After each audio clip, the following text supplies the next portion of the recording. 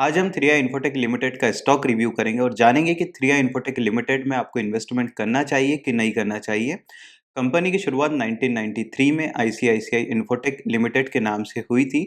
नाम से ही पता चलता है कि आईसीआईसीआई बैंक ने इसमें बड़े अमाउंट में इन्वेस्टमेंट करा था। आज भी इसमें कई बैंकों ने इन्वेस्टमेंट कर रखा हुआ है, जिसमें HDFC bank, Punjab national bank और बैंक ऑफ इंडिया जैसी बैंक्स के नाम शामिल है। 3i इन्फोटेक लिमिटेड इंडिया के अलावा कई ज्योग्राफीज जिसमें अमेरिका, अफ्रीका, सऊदी अरेबिया और भी कई जगह दूसरे देशों में कंपनी बिजनेस करती है। अगर हम कंपनी के कोर बिजनेस की बात करते हैं तो कंपनी दो सेगमेंट में बिजनेस करती है, एक प्रोडक्ट बेस्ड सेगमेंट में और एक सर्विस बेस्ड सेगमेंट में। प्रोडक्ट बेस्ड सेगमेंट में कंपनी के पास 20 से ज़्यादा आईपी बेस्ड सॉफ्टवेयर है जो कि कंपनी ने खुद डेवलप करे हैं, जिसमें एम फंड, प्रीमिया, कैसल, एमलॉक जैसे सॉफ्टवेयर्स के नाम शामिल है जो कि कंपनी कई इंडस्ट्रीज को सेल करती है। अगर हम सर्विस बेस्ड सेक्टर की बात करते हैं तो सर्विस बेस्ड सेक्टर में कंपनी को कस्टमर की रिक्वायरमेंट के अकॉर्डिंग मोबाइल एप्लीकेशन, वेबसाइट और सॉफ्टवेयर डेवलप करने होते हैं। 3i इन्फोटेक कई सेक्टर्स को सर्विस बेस्ड सर्विस प्रोवाइड करती है, जिसमें health care, life insurance, banking sector, telecommunication industries और गवर्नमेंट शामिल है।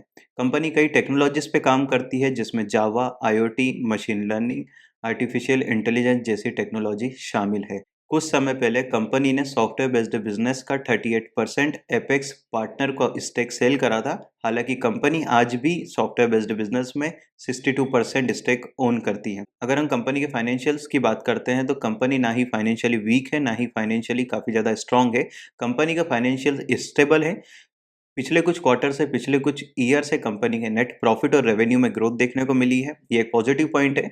अभी कंपनी ने अपना जो बिजनेस सेल करा था एपेक्स पार्टनर को, उससे जो पैसा आया था 1000 करोड़ रुपए, उससे कंपनी ने अपना डेट, अपना उधार मार्केट से जो लिया हुआ था उसको कम करा है और आने वाले समय में कंपनी पूरी तरह से डेट फ्री कंपनी बन सकती है। अगर हम शेयर होल्डिंग पैटर्न की बात करते हैं तो जून क्वार्टर में इंडिया के कई बड़े फाइनेंशियल इंस्टीट्यूट ने 3i इन्फोटेक लिमिटेड के शेयर बेचे हैं। वहीं पर कई फॉरेन इंस्टीट्यूशन इन्वेस्टर्स ने भी अपनी होल्डिंग्स कम करी है जून क्वार्टर में।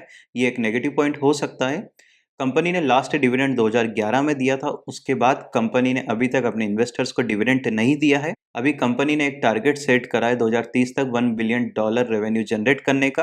अगर कंपनी इस टारगेट को अचीव करती है तो आने वाले समय में कंपनी के शेयर में हमें तेजी देखने को मिल सकती है। अगर आपको आईटी सेक्टर में इन्वेस्टमेंट करना है तो 3i इन्फोटेक लिमिटेड से बेहतर कई कंपनीज है, जैसे इन्फोसिस, टीसीएस, जिसमें आप इन्वेस्टमेंट कर सकते हैं।